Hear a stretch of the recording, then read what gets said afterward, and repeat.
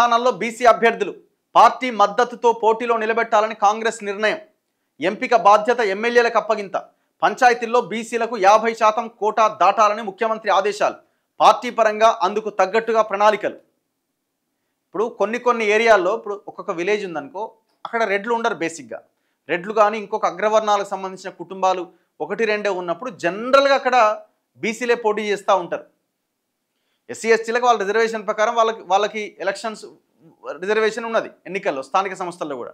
So బీసీలకు reservation లేదు. దానివల్ల బీసీలో జస్ట్ ఒక 20% మించి రిజర్వేషన్ వచ్చే అవకాశమే కనబడతలేదు. ఎందుకంటే 50% లోపే రిజర్వేషన్ ఉండాలన్న సుప్రీంకోర్టు ఆర్డర్స్కి అనుగుణంగా. సో జనరల్ స్థానాల్లో అక్కడ అగ్రవర్ణాలు తక్కువగా ఉన్న ఆ ఊర్లో తక్కువగా ఉన్న వాళ్ళు, పోటీ ఇంట్రెస్ట్గా లేని వాళ్ళు ఉన్నప్పుడు బీసీలకు అవకాశం దక్కుతున్నది చాలా ప్రాంతాల్లో. సో అందుకే మనం ముందు నుంచి మాట్లాడుతున్నది ఏంది, విద్యా ఉద్యోగాల్లో ఫస్ట్ ఈ 42% రిజర్వేషన్స్ అమలు దిశగా ముందుకెళ్ళండి. అది చాలా ఇంపార్టెంట్. అది ఇందులో ఈ సర్పంచ్ అండ్ లోకల్ బాడీ ఎలక్షన్స్లో కూడా 42% రిజర్వేషన్ అమలు కావాలి. కానీ ఇక్కడ కొన్ని ప్రాంతాల్లో జనరల్ స్థానంలో కూడా బీసీలు పోటీ చేస్తున్నది ఎప్పటి నుంచో వస్తున్నది. ఎందుకంటే అక్కడ అవతల వాళ్ళు లేకపోవడం వల్ల. సో అది కొన్ని ప్రాంతాలు అంటే మండలాలను కానీ జిల్లాలను కానీ యూనిట్గా తీసుకున్నప్పుడు 40% కూడా రిజర్వేషన్ రీచ్ అయినటువంటి కొన్ని ఏరియాలు ఉన్నాయి. ఒక్కొక్క మండల యూనిట్గా తీసుకున్నా, జిల్లా యూనిట్గా తీసుకున్నా. సో ఇక అవన్నింటినీ వీళ్ళు కొంత ఫిల్టర్ చేసి మ్యాక్సిమం పార్టీ పరంగా మనం నిలబెట్టాలి కొంతమందిని అనే ఒక ఆలోచన చేస్తున్నట్టుగా ఇది. ఎందుకంటే వీళ్ళు చెప్పారు కదా 42% అమలు చేస్తామని. అసలు ఇది లీగల్గా అఫీషియల్గా రావాల్సింది. ఈ పార్టీ పరంగా ఇవ్వడం వల్ల పెద్దగా ఉపయోగం లేదు. ఇది ఇప్పుడు ఒక ఆయన బీసీకి ఇస్తే ఇంకో ఆయన రెడ్డికి ఇస్తాడు, ఇంకో ఆయనకి ఇస్తాడు. ఇప్పుడు నువ్వు బీసీకి ఇస్తే ఆయన బీసీకి ఇవ్వాలని గ్యారంటీ ఏముంది?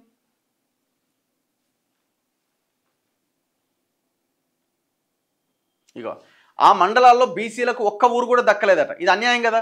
జిల్లా యూనిట్గా రిజర్వేషన్లు ఖరారు చేయడం, రొటేషన్ పద్ధతి వల్ల ఈ సమస్య అట. మహబాద్ జిల్లాలోని 6 మండలాల్లో బీసీలకు 0 అట. ఎంత అన్యాయం ఇది. ఆదిలాబాద్, మంచిర్యాల జిల్లాల్లోని 10 మండలాల్లో కూడా ఇదే సీన్ అట. ఒక్క గ్రామం దక్కకపోవడాన్ని నిరసిస్తూ భీమారం, జన్నారంలో బీసీల ధర్నా.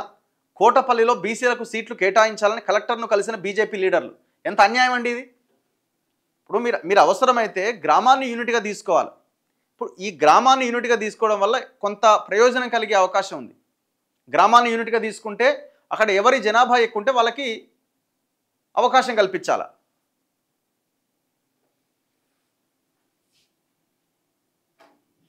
ఒకసారి చూడండి.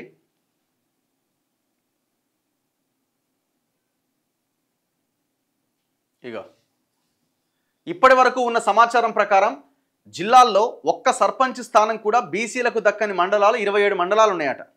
ఎక్కడెక్కడ? ఖమ్మం జిల్లాలో రఘునాథపాలెం, తిరుమలాయపాలెం ఒక్క బీసీకి అక్కడ అవకాశం రాలే. నల్గొండ జిల్లా దామరచెర్ల, నేరేడుగొమ్ము ఒక్క బీసీకి అవకాశం రాలే. సూర్యాపేటలో చివ్యంల, పాలకీడు మండలాల్లో ఉన్న గ్రామాల్లో ఏ బీసీ సర్పంచ్కి అవకాశం రాలే. మంచిర్యాల జిల్లాలో ఉన్న భీమారం, కాశీపేట, కోటపల్లి, మందమర్రి, నెన్నెల ఎక్కడా అవకాశం రాలే. ఆదిలాబాద్ జిల్లాలో బజార్, హక్నూర్, మావల, నేరడిగొండ, సాత్నాల, సోనాల అండ్ సిరికొండ అవకాశం రాలే. భూపాలపల్లి జిల్లాలో మహాముత్తారం, పలిమెల ఆ మండలాల్లో కూడా ఒక్క బీసీకి అవకాశం రాలే. మహబాద్లో కేసముద్రం, కురవి, ఇనుగుర్తి, సిరోలు, డోర్నకల్, మరిపడ.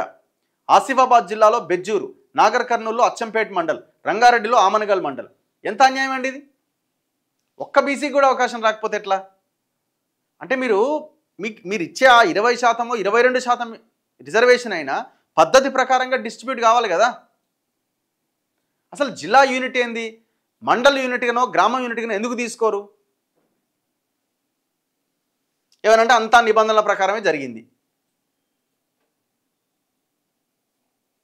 సర్పంచ్ రిజర్వేషన్ల ప్రక్రియను ఆర్డీఓల ఆధ్వర్యంలో పూర్తి చేయగా వార్డు స్థానాలు ఎంపీడీఓలు ఖరారు చేశారు. 2011 జనాభా లెక్కల ప్రకారం ఎస్సీ ఎస్టీలకు సర్పంచ్ స్థానాలు కేటాయిస్తే బీసీ రిజర్వేషన్లకు సామాజిక ఆర్థిక కులగణన సర్వేను పరిగణలోకి తీసుకున్నారు. ప్రతి జిల్లాలో రాష్ట్రపతి నోటిఫై చేసిన షెడ్యూల్డ్ గ్రామాలతో పాటు 100% గిరిజన జనాభా ఉన్న గ్రామాల్లో సర్పంచ్ అండ్ వార్డ్ మెంబర్ స్థానాలు పూర్తిగా ఎస్టీలకే ఇచ్చారు. ఇక నాన్ షెడ్యూల్డ్ గ్రామాల్లో సర్పంచ్ వార్డు మెంబర్ స్థానాల్లో ఎస్టీలకు 10, ఎస్సీలకు 17, బీసీలకు 23% అటు ఇటుగా రిజర్వేషన్లు అమలు చేస్తున్నారు. సర్పంచ్ రిజర్వేషన్ల కోసం ఎస్సీ ఎస్టీ జనాభా ఎక్కువగా ఉన్న గ్రామాలను పరిగణలోకి తీసుకున్నారు. రొటేషన్ పద్ధతిలో గతంలో రిజర్వ్ అయిన గ్రామాలను ఈ లిస్టులోంచి తొలగించారు. దీనివల్ల కొన్ని మండలాల్లో బీసీలకు ఎక్కువ గ్రామాలు రిజర్వ్ కాగా కొన్ని మండలాల్లో 1-2 గ్రామాలే దక్కినాయి. ఇప్పటి వరకు అందిన వివరాల ప్రకారం 27 మండలాల్లో బీసీలకు ఒక్క సర్పంచ్ స్థానం కూడా దక్కలే. గతంలో కూడా ఇదే పద్ధతిలో రిజర్వేషన్లు ఖరారయ్యాయని, అప్పట్లో బీసీలకు రిజర్వ్ కాని మండలాలు ఉండేవని అధికారులు చెబుతున్నారు. కానీ ప్రస్తుతం బీసీ ఉద్యమం బలంగా ఉండడం వల్లే ఈ విషయం పైన చర్చ జరుగుతున్నదని పేర్కొంటున్నారు.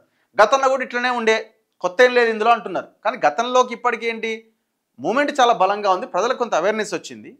ఇవన్నీ ఉన్న నేపథ్యంలో ఇప్పుడు కూడా అట్లే ఉంటే ఎట్లా?